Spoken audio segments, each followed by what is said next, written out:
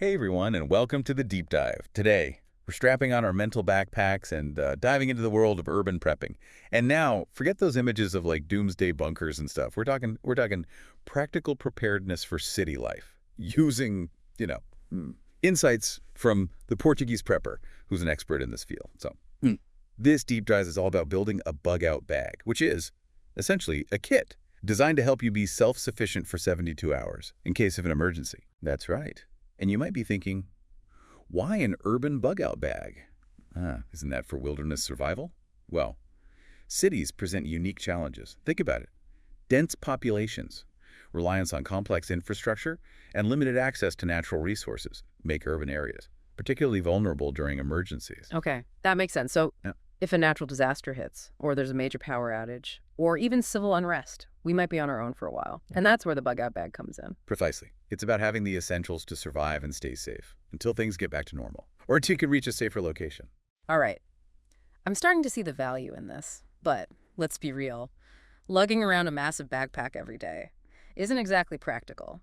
So, what makes an urban bug-out bag different from, say, a camping backpack? Portability is key. We're talking about a bag you can easily carry and maneuver through crowded streets or public transportation. And the contents need to be tailored to the specific challenges of a city environment. So, less about bear encounters, more about navigating a blackout in a high-rise. Exactly. You're not worried about building a campfire. You're worried about finding safe shelter, staying warm or cool in extreme temperatures, and accessing clean water when the taps run dry. Okay. I'm getting a much clearer picture now. So let's break down the essential items that should be in every urban bug-out bag. I'm guessing food and water are at the top of the list. Absolutely. But it's not just about stuffing in a few granola bars and a bottle of water. We need to be strategic here when it comes to water, for example. You can't carry enough for 72 hours. That's where a good water filter comes in. A water filter. So we're talking about turning questionable puddles into drinking water. Not necessarily puddles, but you get the idea. City water sources might be compromised in an emergency, so a portable filter can be a lifesaver. Now, there are a ton of options on the market, like the Lice Straw or the Sawyer Mini, but the key is to choose one that's compact, lightweight, and effective at removing bacteria and protozoa. Interesting. So it's not just about grabbing the first filter you see. It's about understanding the different types and what they're designed for. Right. Think about your potential environment. Are there likely sources of fresh water in your area? Is portability a major concern? Asking these questions will help you choose the right filter. Makes sense. Now let's talk about food. I'm picturing mountains of canned goods, but I'm guessing weight is a major factor here. You got it. In an urban setting, you'll likely be on the move. So you need food that's lightweight, calorie-dense. And non-perishable. Things like energy bars, Yeah. trail mix, and freeze-dried meals are good options. Okay, I can see those fitting in a bag much easier than a can of beans. Yeah. And hey, some of those freeze-dried meals are actually pretty tasty. They've come a long way. And don't forget a can opener if you do opt for any canned goods. Right, that would be a rookie mistake. Now, let's move on to shelter and warmth. I wouldn't think I'd need a tent in the middle of the city, but I'm guessing this is about more than just finding a place to sleep. Exactly. Think about this. You might need to evacuate your building. Or maybe your home becomes unsafe. Having a lightweight, packable shelter can provide protection from the elements and a sense of security. Oh, what are we talking about here? Like a tarp or something? A tarp is a great option. You can also find compact emergency shelters, some even designed to reflect your body heat for warmth. And don't underestimate the value of a simple space blanket. It's lightweight, packs down small, and can make a huge difference in regulating your body temperature. Especially if you're stuck outside in unpredictable weather. Exactly. And layering your clothing is always a good idea. All right, layers. Check. Now, what about first aid and medical supplies? I'm assuming a basic first aid kit is a must-have. Absolutely. But I'd encourage you to think beyond the basics.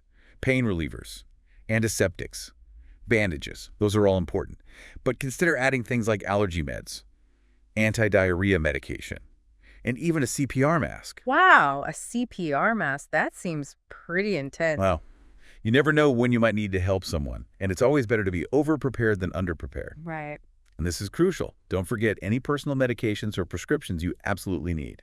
That's a great reminder. Sometimes it's easy to overlook the obvious. So we've covered food, water, shelter, medical supplies. This is starting to feel like a lot to fit in one bag. It can be, but the key is to choose items that are multi-purpose and prioritize based on your individual needs. Okay, so we're not just blindly following a checklist, we're really thinking about what's essential for our specific situation. Now, I can't help but think about self-defense. It's a sensitive topic, but in an urban environment, it Yeah. feels important to address. You're right. It's a topic that requires careful consideration. The priority is always personal safety.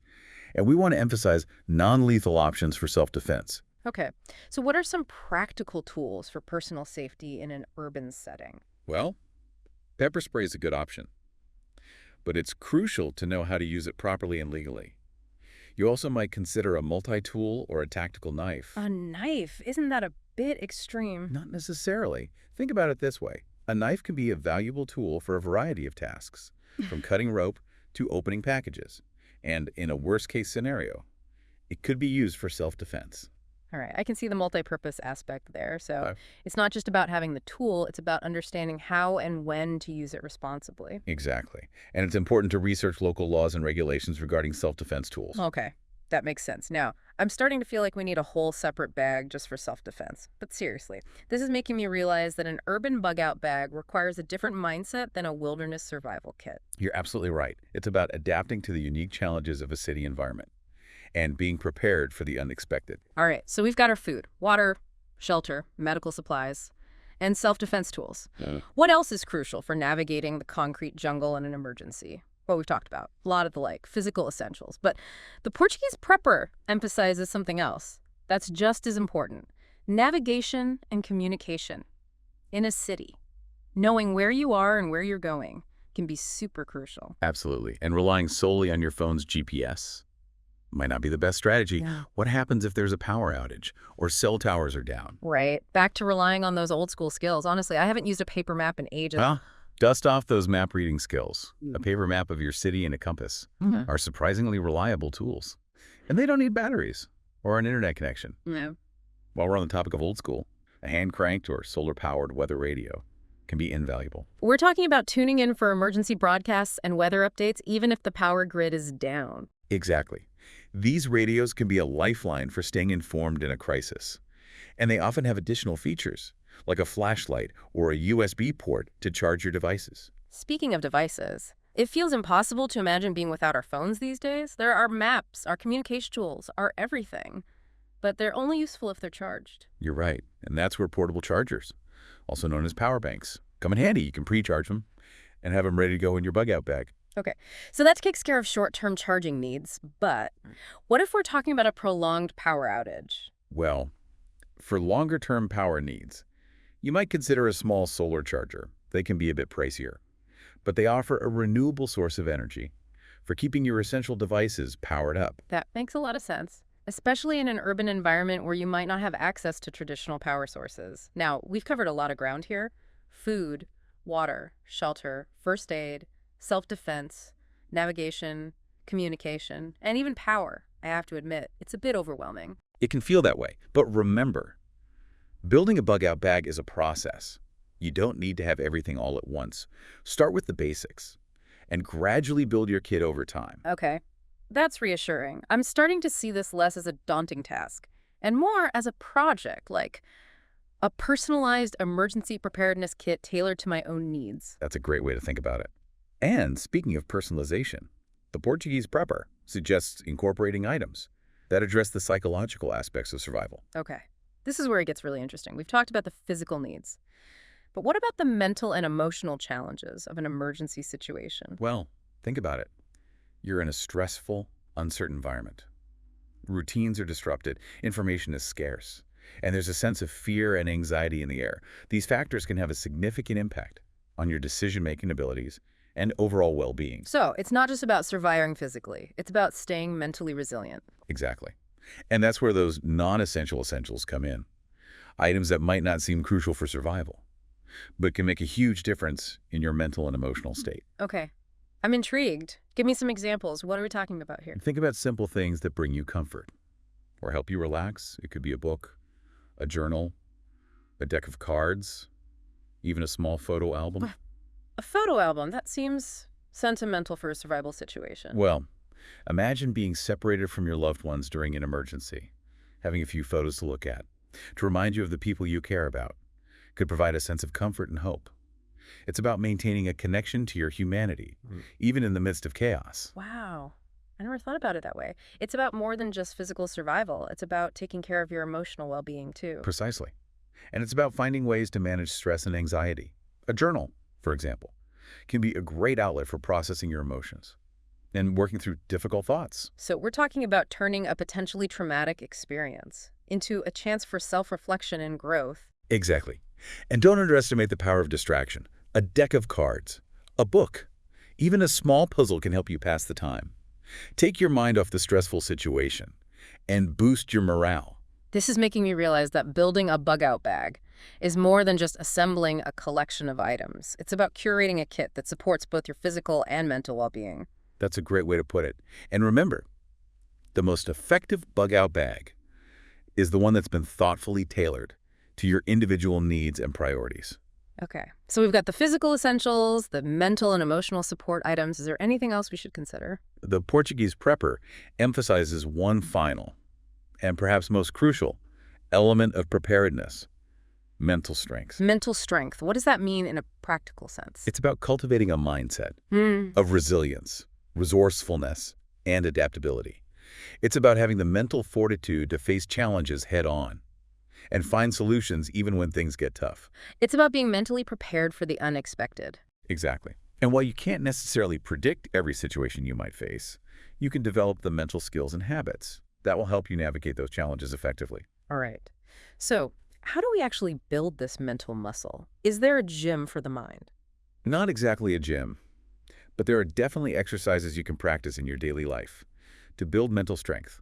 One simple exercise is to regularly step outside your comfort zone, try new things, challenge yourself, and embrace discomfort. So it's about getting comfortable with being uncomfortable. Precisely. Because when you're in a survival situation, you're going to be faced with a lot of unknowns and discomfort. By practicing resilience in your everyday life, you'll be better equipped to handle those challenges when they arise. Okay, I can see how that makes sense. Are there any other mental exercises we can do to prepare for the unexpected? Another valuable exercise is to practice problem solving. Next time you encounter a problem, big or small, resist the urge to immediately seek help or give up. Instead, take a moment to pause, analyze the situation, and come up with potential solutions. So it's about turning everyday problems into mini survival challenges. Exactly. It helps you develop critical thinking skills, Right. resourcefulness, and the ability to stay calm under pressure. All right, problem solving, check. This is making me realize that mental preparedness is just as important as having all the physical gear. Absolutely. And it's something you can work on every single day. Okay, so we've covered the essential items, the psychological aspects, and the importance of mental strength. This has been a truly eye-opening deep dive into urban prepping. So we've unpacked a lot in this deep dive into urban prepping with insights from the Portuguese Prepper. Yeah, it's been quite a journey. From those first aid basics, The- the surprisingly deep world of mental resilience. Yeah, and through it all, I keep coming back to this idea Yeah. that being prepared isn't about living in fear. You know, it's about taking control and feeling empowered to face whatever comes your way. I think that's a Yeah. really important distinction. It's not about anticipating doom and gloom. It's about building confidence in your ability to handle challenges. Exactly. It's like that saying, hope for the best, prepare for the rest. Only in this case, we're not just hoping, we're actively equipping ourselves to deal with the unexpected. And that feeling of self-reliance, that you've got the tools and the mindset to handle a crisis, can be incredibly liberating. Absolutely. It shifts your perspective from what if something bad happens to, okay, if something happens, I'm ready. And that shift in mindset can make all the difference. It allows you to approach challenges with a sense of calm and clarity rather than panic and fear.